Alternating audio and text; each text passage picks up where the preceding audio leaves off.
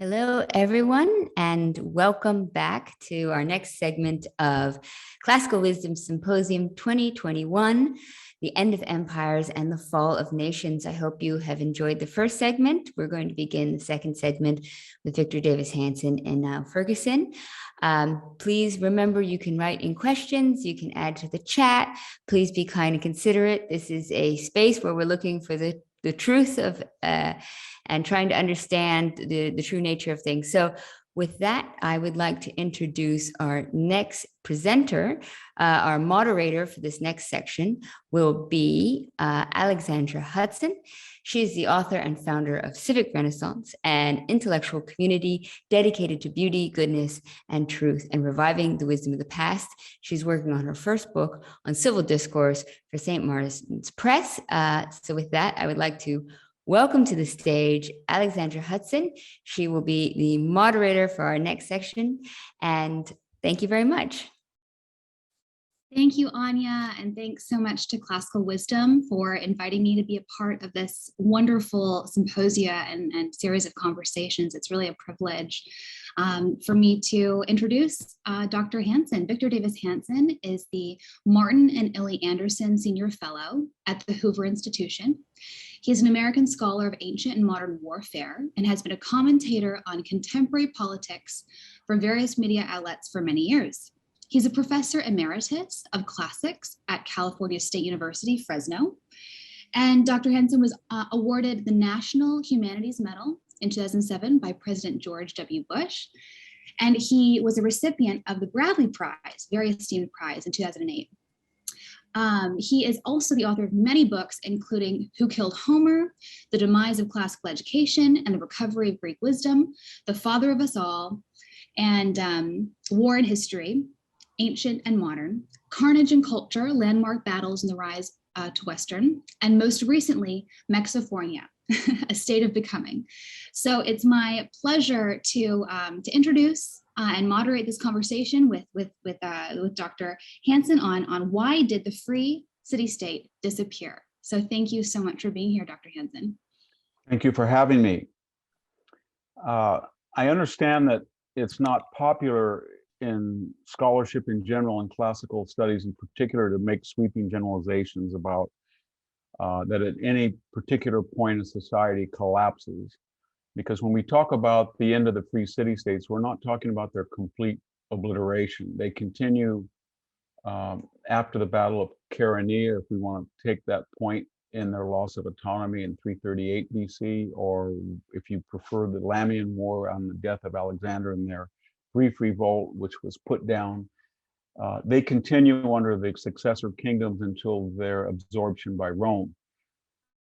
And they're not, certainly, they didn't, all the city-states didn't suffer the fate of classical Thebes in 335 that was destroyed by Alexander the Great, and the entire population enslaved, the city level with exception supposedly of Pindar's house.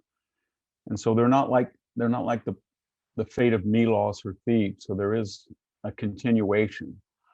And then these questions of why these major historical developments happen, they really don't have simple answers. We don't know why, for example, the Western Empire fell in the last portion of the 5th century AD, but the Byzantine Eastern Empire continued for 1,000 years. Gibbon said Christianity, remember, 200 years ago was the cause of Western fall, but it was even more orthodox, if you can use that word, in the East.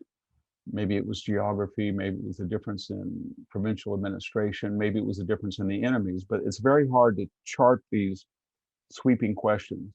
And we don't know why all of a sudden the Aztec Empire in 521 was destroyed by Cortez with probably no more than 3,500 Spanish conquistadors and then 60 or 70,000 indigenous allies. You can make the argument there's a difference in technology or the presence of horses or the peculiar nature of Aztec warfare. But it's very difficult to ask yourself, why did these 1,500 city-states, I'm just taking a pretty accepted figure for how many Greek city-states there were, from roughly 800 BC down to the incorporation by Rome. Why were they able to, why was Alexander the Great at 18 and his father Philip II, the Battle of Chaeronea in 338, essentially to terminate, why were they able to terminate Greek autonomy and freedom? This was an army from the north, and 150 years earlier, roughly, in a series of battles at Salamis and Plataea, a much larger army from the north, Xerxes, 250,000 combined naval and land troops, were not able to conquer Greece. And yet you could make the argument that if you look at the archaeological remains or literary descriptions or epigraphical evidence, that the city-state in the latter part of the 4th century was materially wealthier than it had been in 480. And whatever we think of Alexander the Great, his army, and Philip II's army was much smaller than King Xerxes. So we're left with a dilemma. And I'd like to suggest that whenever we have such dilemma, there's always an immediate answer. And then there's, maybe we could argue, a short-term answer and then a long-term answer. The short-term answer why these city-states were not able to repel the Macedonian invasion and lost their freedom was there wasn't very many of them. If we look at, there was only about 8 city-states, 8 or 9, that showed up at Chaeronea in 338. Sparta didn't, and Sparta had been sort of emasculated as the 4th century wore on. And the main contingents were Athens and Thebes. And the Theban army, you could make the argument, was not the same as 40 years earlier at the Battle of Leuctra. And you could make the argument that the Athenians were not the same in fighting abilities that they were at, say, Battle of Mantinea, Delium, even though they sent a small contingent of 200 or 300 to Mantinea. And at Delium, first battle, and then at Delium they lost, but there had been an erosion in fighting ability. And so one simple answer is they didn't have the numbers. During the resistance to Xerxes, if you look at the serpent column that I guess was carted off by Constantine to Constantinople, we have some 30 plus city-states that sent major contingents to Salamis, but especially to Plataea. That was what the column was honorific, in honorific fashion recorded. So there were fewer Greek city-states. Why was that? Why were they squabbling? And we'll get to that in a minute in long-term reasons. The second thing is, militarily, the Macedonian army, of course, wasn't like Xerxes. It wasn't like the Greeks. They had had radical reforms, if we could use that term. They had been introduced to heavy armament and the tactics and strategy of phalanx warfare probably as early as the late 5th century. However, in Macedon, they used the phalanx in a very different way with serious combined arms. So they had what we would call heavy cavalry, cavalry men that had some protection for the horse, but more importantly, they didn't just throw javelins or use swords, but they themselves had services or pikes. But the real change came with the Macedonian army, because it was an ideologically different army. It was largely a mercenary or forced recruitment army of about 30,000. The two armies at Chaeronea were equal in size, roughly. But they had reduced the shield, the hoplite shield, of 15, 16 pounds and made it very small. And usually it was either attached to the arm or hung around the neck. And that did something quite revolutionary. It allowed both arms to be used for a pike rather than just a spear. A pike being not 8 feet long, but 12, 14, 16. And I don't know if we should believe later accounts in the Hellenistic period that some Macedonian armies had, 20 or 22. I once built one and they sort of looked like a rainbow. They're too big. But the point I'm making is that they expanded the killing zone at the initial class of phalanxes from the first 3 rows to the first 5. And we don't really understand the mechanics of hoplite warfare completely, whether the additional ranks for reinforcement or psychological reassurance, or they added dynamism through the off these moss or the push. But whatever it is, it was a very different type of army than the classical Greek infantry phalanx. And when you combined it with heavy cavalry that could find a weakness in the long battle line, as they did at Chaeronea, and exploit it, as Alexander did and his father, then you can see that it was a symphony of arms, not just a one-dimensional army. So there were tactical reasons, there were organizational reasons that they lost that battle in a way that they hadn't lost to Xerxes. But the short-term question then, moving from the immediate causes, well, why didn't they adapt? Or why didn't they get more allies? Or why didn't they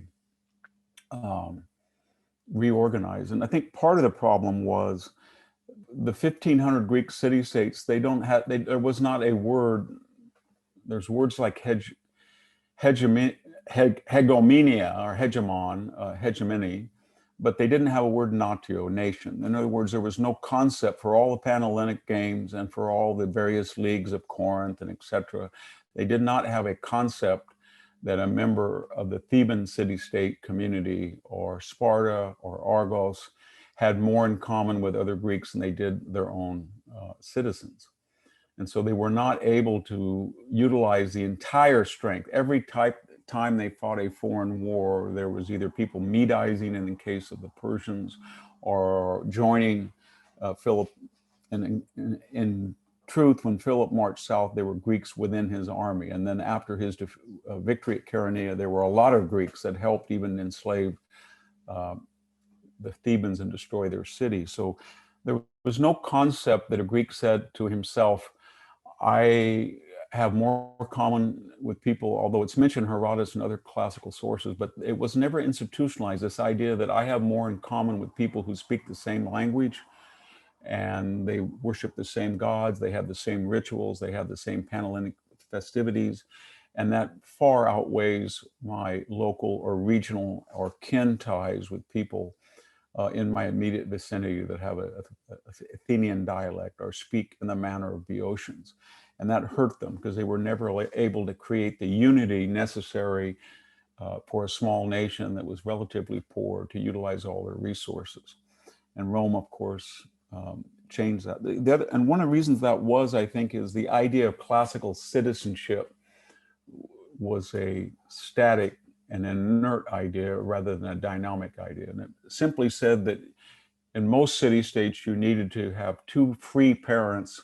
Later, that was changed at Athens, and we don't know how many other, one parent. But essentially, it said that except for honorific decrees that will allow medics or resident aliens to have citizenship, the citizen body was defined by demography and fertility. And it was not based on merit or social economic needs or the strategic requirements of the city-state. And that meant probably by the 4th century, there were a lot of people in Athens, less so in Thebes, because Athens, of course, was a cosmopolitan seaport, radical democracy. Thebes was more of an agrarian, by that time, democracy, but agrarian without property qualification. But nonetheless, there were people in those city-states that were wealthier than citizens, that were more adept at business, that knew more about the world in some cases than Athenians did, and yet they were not fully integrated into the body politic. And as opposed to Roman history, where the city of Rome eventually redefined Romanness to include Northern Italians and then Southern Italians and then Sicilian Italians and people who spoke Latin. And then as the empire expanded and Mare Nostrum became sort of a globalized international community, by the Caracalla's time, they officially gave citizenship to people who looked nothing like original Italians, and their Latin, to the extent that it existed, was probably pretty poor. But the number of emperors in the 3rd and 4th century that were non-Italian were probably greater than those that were Italian by far. And so part of the reasons that this Greek city-state ended, and now I'm getting into the long-term reasons, was it was an evolutionary dead end, if I could use that arbitrary term, in a way that Rome was a fluid and evolving concept. It meant that the city-state was not able to adapt its political formation or structure to accommodate radical changes in the economy or radical changes in warfare. I'll just give you an example. You could make the argument that the hoplite phalanx was an obsolete military formation by 340 or 343, 340 to 330. Or you could make the idea that the Athenian Navy was no longer able to show complete excellence. The trireme warfare of the 5th century was obsolete. And yet that type of warfare was also predicated, rather than on purely military efficacy, it was predicated on social and political concerns, i.e. the landowning class felt that it was their obligation, their duty, and their responsibility, and it was in their interest to fight as people who were in the particular census class on land, who could afford, originally who could afford their own armor, then later who perhaps had the non-landed wealth that was equivalent to earlier rubrics. And the same thing with landless people. They felt that service in the trireme was more than just naval service, but it was an empowerment of the landless and poor classes. Rome, Macedon, they had no allegiance to these social lanes, so to speak. And in the case of Philip of Macedon, you can see the ramifications of that ideology. Philip didn't really care whether a particular soldier got killed. I mean, every general does, but it was a military loss, and it was not a social and political and economic and cultural catastrophe. And so you can see it in the armament, as I said about the shield, but Macedonians did not carry heavy 20-pound armor because they were not necessarily citizens, but they were recruited as mercenaries, and they were paid as mercenaries, and their skills and their futures as fighters depended on their professional efficacy. Whereas in the city-state, there was an investment in arming a phalanx fighter, not just to kill the enemy, but to protect a landowner citizen. And that admirable holistic unity between military and civic life on the actual battlefield probably proved to be a liability. And when you add other people into the equation, and say the Macedonian army, you were empowering light armed javelin throwers, archers, light cavalry, heavy cavalry, skirmishers, phalanx. So you had sort of two punching arms, and then of cavalry, and then aerial assault to find a weak point in the enemy, and then this mercenary phalanx with its long pikes to blast it open. To do that, or to find something comparable for a city-state army, meant that they had to either jettison or radically adapt the social ramifications of empowering those types of people on the battlefield. But in an autocratic society like Philip's, that was, I shouldn't say autocratic, it was better, a monarchy that was supported by 5,000 or 6,000 aristocratic landowners, they didn't have that problem. They were given privilege on the battlefield as heavy cavalrymen, and then they recruited the necessary contingents. They didn't really worry where they came from, or the consequences in social economic terms of whether they did well or poorly on the battlefield. They were modern in the sense that they were utilitarian.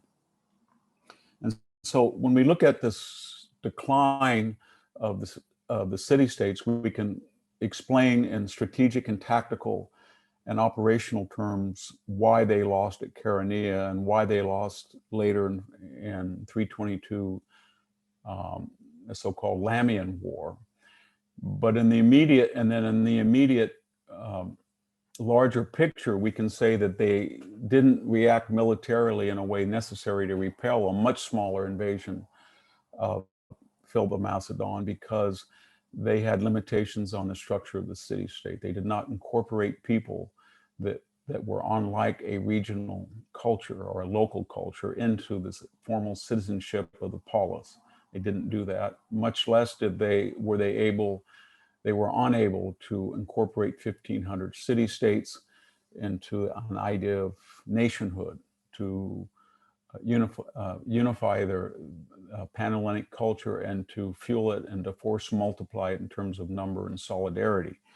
And too many people were outside the city-states' privileges, and those too many people were unfortunately people who, because they were outside the city-states, they were relegated to non-landed or non-prestigious activity. But as the Mediterranean under the Hellenistic world and later Rome became more complex, it was precisely those skills in banking and commerce and trade and non-landed wealth that allowed certain members that had been outliers culturally and politically, socially, to be the wealthier and the more adept and the more imaginative. And yet, unlike Rome, these were not incorporated into the idea of a Greek commonwealth.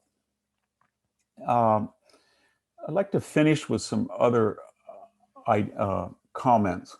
When we talk about an empire falling or a city-state being destroyed, what does that mean?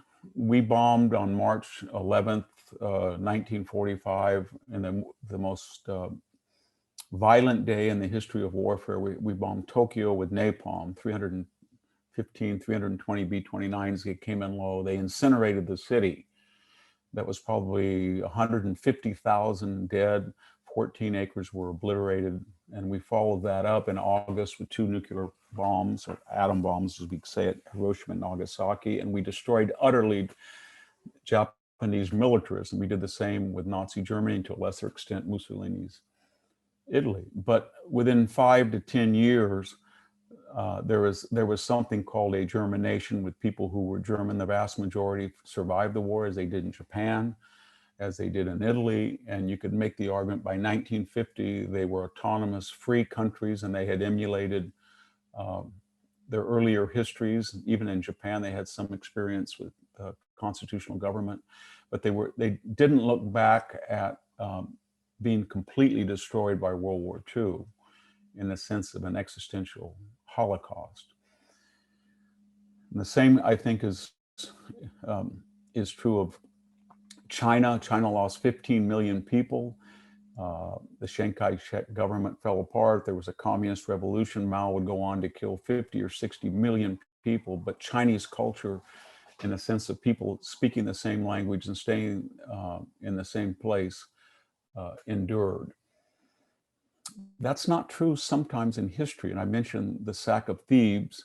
We could talk about the destruction of Milos in 416, 415, where all of the population was enslaved and the males were killed and the city was obliterated. And I think you'd make the argument by 300, somebody who spoke the Theban dialect of Boeotia only existed within as a slave within a Boeotian or a Macedonian or an Athenian or any other Greek household.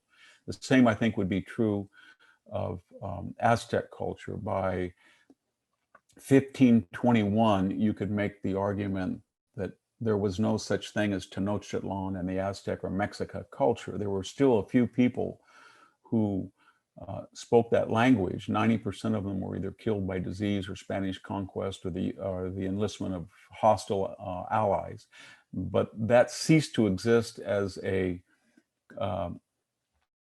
continuous civilization. If you turn to North Africa, the same is true of Belisarius, and that he obliterated the Vandal Empire and extinguished what was left of it in the 520s in Sicily. And by 530 or 540, there were no, I guess, people who originally had been from northern Germany and Poland who had been very successful 100 years, but they ceased to exist as a civilization. The same was true of Carthaginian society. You could make the argument that people who did speak Carthaginian years after the final destruction of the city in 146 were spread out, they were dispersed, and they were not a cohesive civilization or people, and they never would be again. So this, I'd like to leave you, and then we can open up to questions.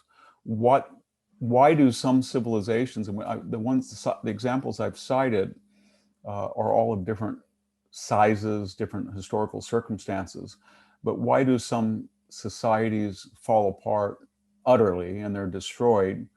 And why do some continue? And I mentioned very earlier, why did the Western Empire fall apart? And I think you could say that was an utter destruction of Rome, although that's very unpopular today. We always now kind of say late antiquity is a continuation of Roman civilization, which is, I think, a very different idea than the destruction of Roman imperial civilization, but vestigial elements of it evolving to form the Middle Ages and later Renaissance culture. They're very different ideas. But why is it? And the answer probably is the decisions that particular leaders make, or the idea that they are not evolving to meet foreign threats, strategic limitations of their leadership, or it's internal reasons. And we look at internally, it's usually the same culprits throughout history. There's a lack of unity among the population. There is great doubt about the currency, usually due to inflation or the printing of coinage, the stamping of coinage and its issuance without increased population or gains in productivity, or a very common theme in classical antiquity, going back to Hesiod, but very apparent in the Neronian age in literature such as Sallust, or I shouldn't say Sallust, excuse me, Petronius or Suetonius or Tacitus, is this, or Catullus earlier, is this role of luxus, the idea that civilizations that are very successful become, they take their eye off the ball of their evolutionary processes that gave them such leisure or wealth or capital or efficient productivity, and then they fall victim to affluence and leisure, and they're not able to artificially create self-sacrifice, whether that's on the battlefield or paying for wars. In the case of Athens, getting back to the original theme of this talk, you can see it in, although we don't have a continuous narrative as we do for the early, the 5th century and the early 4th century, you do see it in later historians like Diodorus, especially in the corpus of speeches of Demosthenes. And we have to be very careful how they're used, but there's this constant reference to the theoria, or the theoretic fund. And the argument is that initially a fund that helped the poor attend festivities, and Athens had more festivities than any other city-state, had been transmogrified into sort of a subsidy where people were paid to attend or paid to put on lavish productions. And at the same time, the fund for military operations shrunk. And so we end up with Demosthenes railing for about 20 years of his life, that although Athens is far wealthier than it was in its early years, the amount of money spent, I guess we would say in modern terms, the percentage of GDP spent on defense in a percentage or real term had been steadily decreasing, because people felt, as Athenians or members of affluent Greek city-states, that they had solved the essential problems of life: food, fuel, protection, security, and they were now in what had gone on to what we might call the good life. And the good life meant psychologically that because you had been able to evolve from a day-by-day existence, that perhaps your view of your own success could be attributed to everybody. And that enemies, existential enemies, people that hate you, people that wanted to destroy you, even though it was not in their interest, people wanted to destroy themselves to destroy you. They just weren't part of your imagination, and therefore you really didn't think they existed, or if they did exist, your superior culture, technology would handle them. You can see some elements of that very early in the 1st century in Rome, but also in the later centuries, where people not only attributed this savage quality to Goths or Huns or Vandals or Ostrogoths, but they had almost an admiration for them. And that even appears in classical literature, where the Thracians or the Ambracians or the Aetolians or any of these non-city-state wild people, or the Thessalian cavalry or the Macedonian cavalry, or elements of people who don't fully, or people in Crete that don't fully participate in the city-state, while they're deprecated as less than civilized, there is also a very strange admiration for them, that they're somehow pure, in the way that Tacitus's Germania, in some ways, a very dangerous text, because it suggests that people that lived on the other side of the Danube and Rhine were not fully incorporated into Romanity, the Roman Empire, the multicultural, multiracial, multilingual, and therefore they retained sort of a savage purity and unity. And you can see where that idea evolved in later European history, because from Hegel or Nietzsche or Spengler on to Hitler, it was the idea that, well, we're the only country in Europe that is a blood and soil country, that to be German, you have to be more than speak German or be born in Germany or live here. You have to be part of the soil that was never contaminated by Western civilization, because we were on not the wrong side, but we were on, they thought, the right side of the Danube. And that was very infectious. Just to finish, Franco wrote a novel called La Raza. And in fact, our term today that's very contentious in America, La Raza, originates from, I think you could argue, Franco's idea that to be an Iberian, you needed to be something. He produced a movie about it, Raza. You can still watch it. But you have to be something more than a Spanish speaker to be born in Portugal or Spain. You had to have roots that went back to the original Spanish speaking, by Spanish, non-Latinate people that spoke Iberian, that you start to encounter in some Roman literature during the conquest of Spain. And Mussolini did the same thing. He added an extra Z, and it was La Raza, and it was the same idea. But what I'm getting at is that these aberrant ideologies of anti-civilizational blood and soil purity, they're important to understand because they reflect the dominant Western view of these ideas. And we're seeing it today with the fall of Afghanistan. And it's a very timely discussion we're having, because we had the most sophisticated, complex, well-armed, well-organized army in the history of civilization, military, that was able to project power anywhere we wanted in a way the Taliban would have failed anywhere outside of Afghanistan. It didn't have the logistic or operational or financial capability to reach over the horizon, to quote our military apparat when they talk about deploying people at long distances. But nevertheless, they defeated the United States, and they say that they did it because they were unified and they were not corrupted as we were. Their soldiers didn't have latte break. And I think it's a disparagement to say that, because American soldiers are very brave, but you can see these age-old tensions between the Polis and the Macedonians, or the Romans and the Goths, or the Vandals. It forms a philosophical or an existential question in Western thinking, that are Westerners at some point always able to protect themselves by relying on technology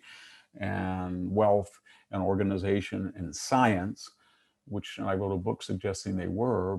But on the other hand, in that process of sophistication, do they lose their martial audacity because their own success makes the life so good that one would be insane to forfeit it?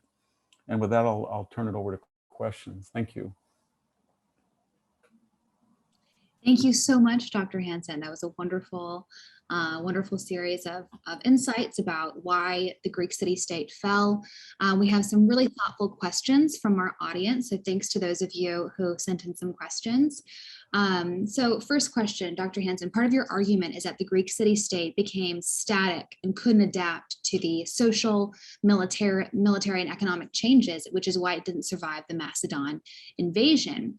Do you think that American democratic capitalism has the flexibility needed to adapt to post-imperial changes in the world in a way that the Greek city-states did not? And how would you compare where we are today to where the Greek city-state was during the Macedon invasion? Well, to continue the direct parallelism, our notion of citizenship, unlike almost anywhere in the world, is not based on a blood and soil concept. So if you go to Japan, I don't know what the ethnic makeup of our audience of nearly 190 people is, but if you don't look Japanese, you're not going to be fully accepted in Japan. I can tell you that I have a multiracial family, and I have Mexican nephews and in-laws. And if they go to Mexico with one of their children who's not fully Mexican, they feel out of place. And our country in this difficult, complex history is a multiracial society where citizenship is an idea. It's not a tribal concept. And I think that in a very, if we have citizenship that can be legal, meritocratic, and I should say manageable in the sense of assimilation, integration, and intermarriage, then that's a plus. We should also remember very quickly that globalization is really a synonym for Westernization. When we're talking about globalization, and we're talking about somebody wearing Nike's tennis shoes in Chad, or people in Brazil having Levaquin or Cipro, or eyeglasses in Mongolia, these are Western concepts, but we shouldn't fool ourselves. And I think we have. We conflate the idea that people want Western consumer goods or scientific knowledge than that they also want Western customs. So I was talking not long ago as an Afghan refugee or person from that part of the world, and he said, yes, it's absurd, our customs in Afghanistan. He's talking as a Westernized. And I said, you know, why were we waving pride flags from the US Embassy and having gender studies at the University of Kabul and insisting everybody had woke indoctrination rather than just military efficacy? My point was we were engaged in a holistic effort, as no other nation could, to turn Afghanistan into us. And he pointed out that you people never understand that while our attitude to transgenderism and gayness and feminism is much older than yours, we're a much older society, we have different ideas, and you find us crude and violent, and we are. But when you go into your stores, you see people wearing no shoes with bare chest, and when you go on an airplane in a Western country, people look like they're at the beach, and we find that repugnant. So I think part of we are posed in a way that no other nation is, because we created globalization to adapt to it. But if we continue this kind of arrogance that we're going to impose on everybody, this sort of egalitarian, radical utopian, radical idealistic, I guess we call it equity, I think a lot of people are going to be in a lot of trouble, because people are going to resist that. And they're going to resist it with all of their forces. So I think we have to be a little bit more humble in live and let live fashion. Doesn't mean we have to give up our commitment to human rights, but we've got to get rid of this hubris that only we have the answers. Thank you. I'm interested in how you characterized our conception of citizenship in American democratic society versus that of virtually every other nation in history. We are a civic, we have civic nationalism. It's not blood and bought, it's not blood and soil. Yet even in addition to ethnic nationalism that has existed across time and place, the role of art and poetry and books has been really important in forging national identity. In the Greek context, of course, we have the Odyssey and the Iliad. In the Roman context, we have the Aeneid. And I'm wondering, do you think, what is our national myth in America, and how important is a national unifying myth for, and even an origin story for a nation and an empire to succeed? They're very important, and they're even more important for multiracial democracies and constitutional governments and multi-ethnic that can't rely on the oldest of all ties of solidarity, and that is birds of a feather flock together. We're telling the world, I think the only two countries of our magnitude, India and Brazil, have tried it with much less success, but we're telling the world that when Americans go places in the world, you can't tell by their superficial appearance whether they're American or not. That's not true of Germans for the most part. That's not true, as I said, of people in Latin America. That's not true of people in Asia or Africa.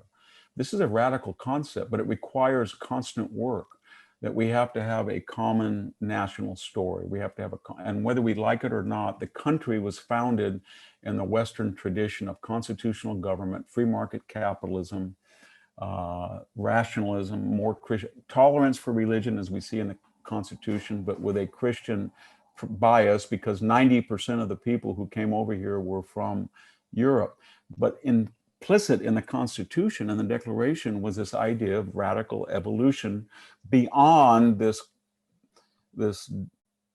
dynamism or dominance of white male European products of the Enlightenment, who created the system, but in creating the system, they built into it an evolutionary process that might put them out of business as the most influential people in the society. They were very far seen. So what we see in the United States today, we have a black vice president, we had a black president. I was watching Oprah from her $90 million home talk to Meghan Markle from her $15 million home, and they were critiquing various ideas of America, but they represent the inherent logic of the Declaration and the Constitution.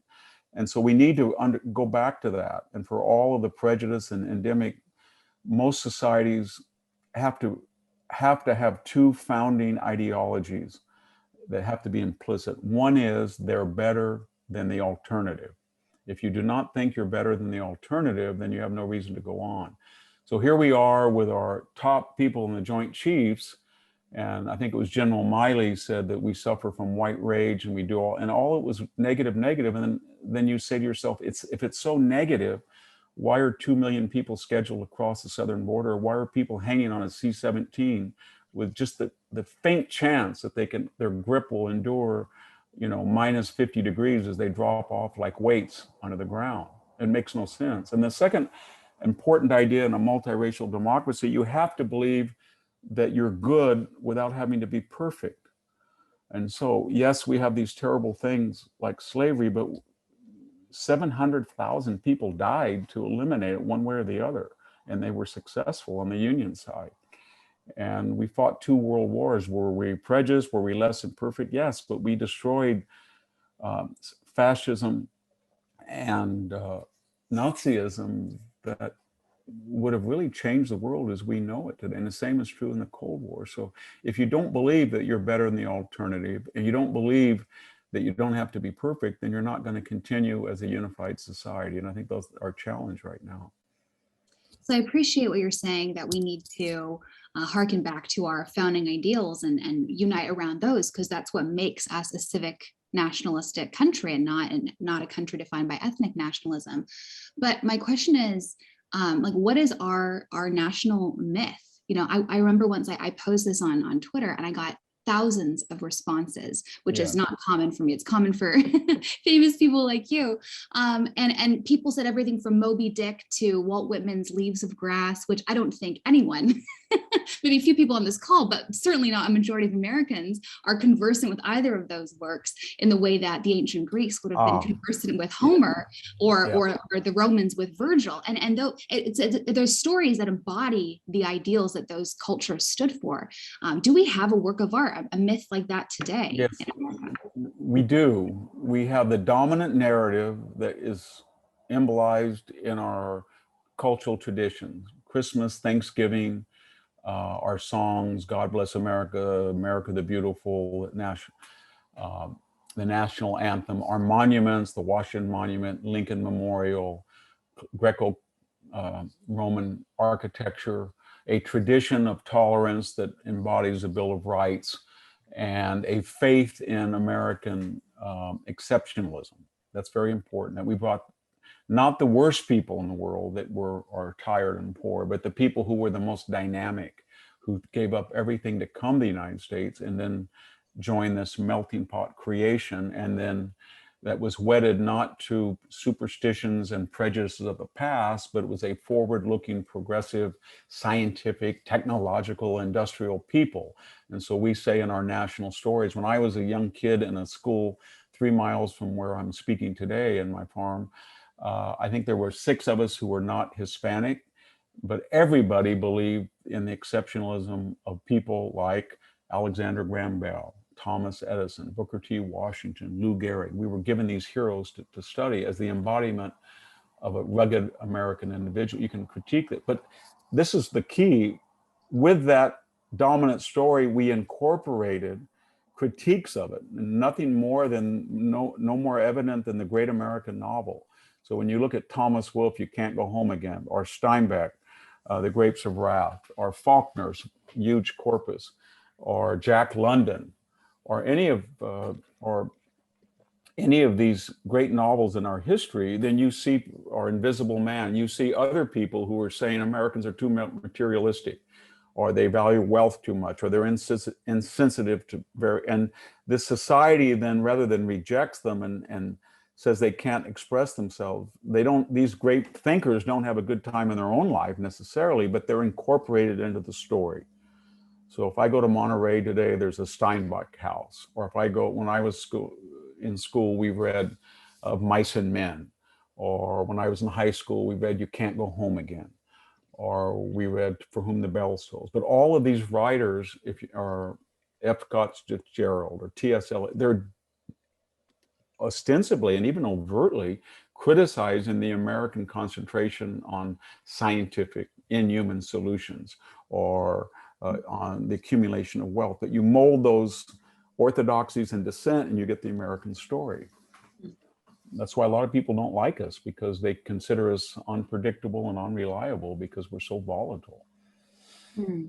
It's an interesting insight that a lot of the greatest works of art in the American context have embedded in them self-critique, as you mentioned. It reminds me of a great line from sociologist Ernst Gellner about the antinomies of liberalism. Like within the liberal tradition, there is the freedom to sow the seeds of destruction within the liberal tradition. Yes. It's that freedom to criticize it that also undermines it. So very interesting. Yeah. So these are a few questions that are actually going to be asked at the panel discussion tonight that I understand won't be able to partake in. So some of the audience would love to hear your thoughts on this. So do states and empires differ, period, and then also differ in the way that they die? So do you accept that there's a difference between a state and empire, and they differ in the way that they die?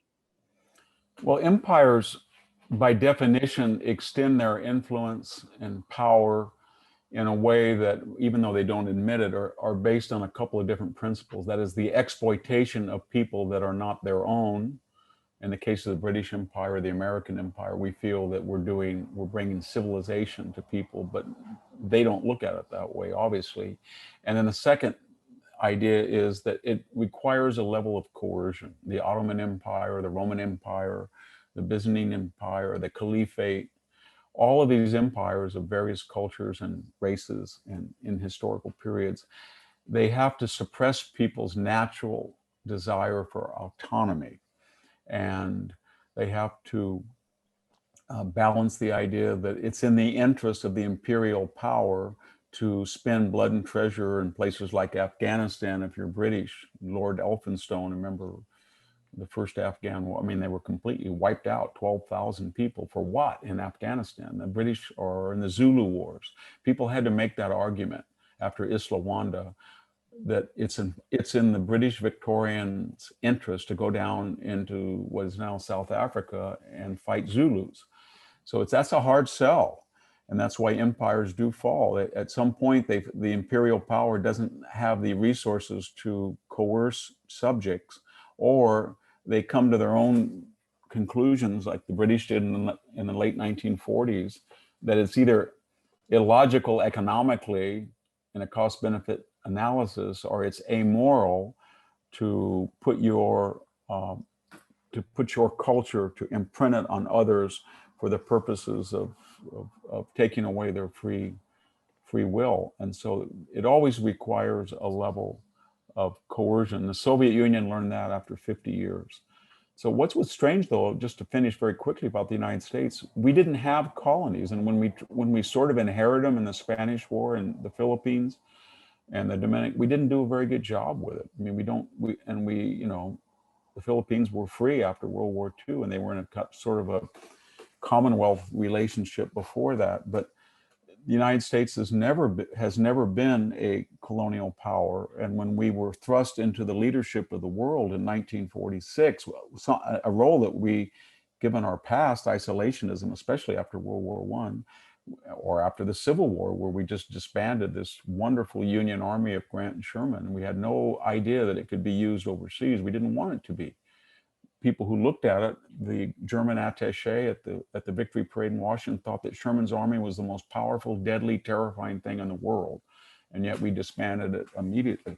So we didn't really want that role. And then because of the strange evolution of the Cold War, we never really questioned it.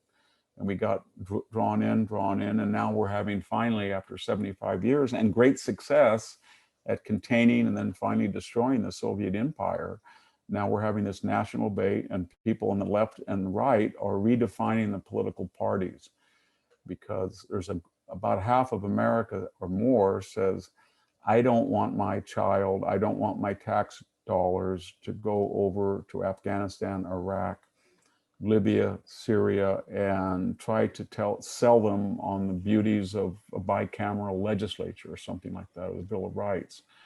Or, you know, they have to wave a pride flag on the embassy. I'm not going to pay for that. That's what they're telling. And then the other half says, well, you may not be interested in war, but war is interested in you. And remember 9/11, remember the Cold War and all this. So if you don't have some proactive, preemptive shield, people will come to you. And that's a great debate we're having today. Thank you. We have another question from a listener today, paralleling your comments and insights to today and what's going on in Afghanistan, right, on that really tragic situation there. You mentioned that one reason for the Macedon victory over the Greeks in the fall of the Greek city-state was their military superiority and sophistication. For example, the refined phalanx. Yeah. And I mean, I think what we're seeing in Afghanistan right now is that, as you mentioned, we are the most sophisticated army in the world, but that wasn't enough. You know, 2 decades there, that wasn't enough. I think that's what we're seeing in Afghanistan, and that, you know, superimposing ideas of democracy and the rule of law and institutions that we tried, and that was never going to be enough. So military sophistication not enough. Like what can we learn from that? And it reminds me of a great book by Ernst Gellner called The Conditions of Liberty. You just mentioned the Soviet Union a few moments ago, where he talked about airdropping institutions and democracy and free markets on post-Soviet countries. Didn't work either. Why? Because they lacked the social trust and that kind of civic fiber that supports these institutions of a free society. So I'd be curious for you to kind of tease that out a little bit. You know, why is military superiority not enough, and what are we seeing right now in Afghanistan? Well, there was no question that we had the superior technology, because as soon as the Taliban captured this $75 billion trove, as you saw yesterday, people started equipping themselves with night vision helmets and M4s and M16. So they like the equipment. They feel it's superior to their own. But the better question is, why did we lose? And the answer, I think everybody understands, is that we decided, like Alexander the Great and the British, and that was probably wise, to concentrate on the cities, Kandahar or Kabul, and the plains, because we couldn't go up in the mountains.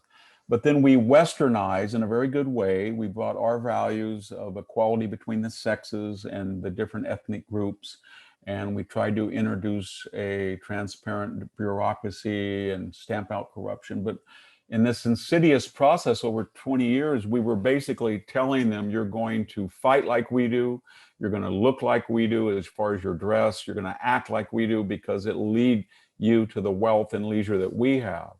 But meanwhile, in this 38 million person country, there were a lot of people who said we're a traditional society, we're Islamic, and we're patriarchal.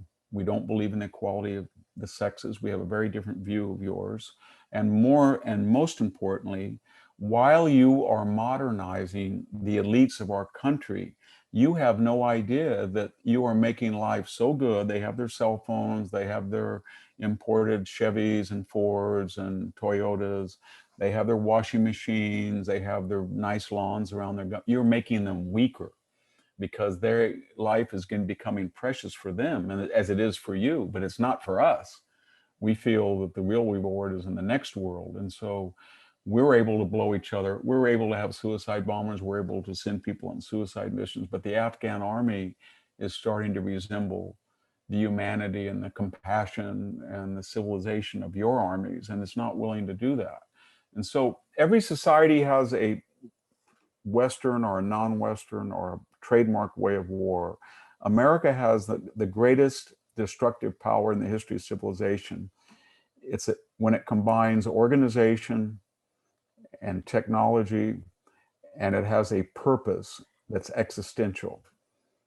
So we have to today we argue about dropping the bomb, but we don't argue about bombing Dresden that much anymore. People say it's a war crime, but not in comparison to the Holocaust. But we inflicted a level of damage on enemies that's just staggering in World War II. We did it in the Korean War and then with less success in Vietnam. But when we have less success and we continue to have less success, it is because we say to people, we're restless people. We want to find the enemy and destroy him and then humiliate them and then rebuild him in our image. And if we can't do that, we say that we can fight in the streets of Basra or Kabul, or we have special forces, and we're very good at that, but not as good as the enemy. So when we go in places where it's not conducive to our type of warfare and it's not conducive to public opinion, then we don't do well. And I'll just finish with the asymmetry. I was embedded twice in Iraq, and you talk to people, and as one guy put it to me, when you get a major command of an Apache helicopter group, and he's emailing his children every night back in Illinois, Southern Illinois, about do your homework, make sure you listen to your mom, I'll be back for Christmas. He has latte, he has a Haagen-Dazs bar during the day. And then you put him up in a helicopter and he's supposed to machine gun these people. And Ahmed shoots an RPG in Black Hawk Down style and shoots him down. And his aircraft falls and kills 15 people that were, Ba'athist terrorists.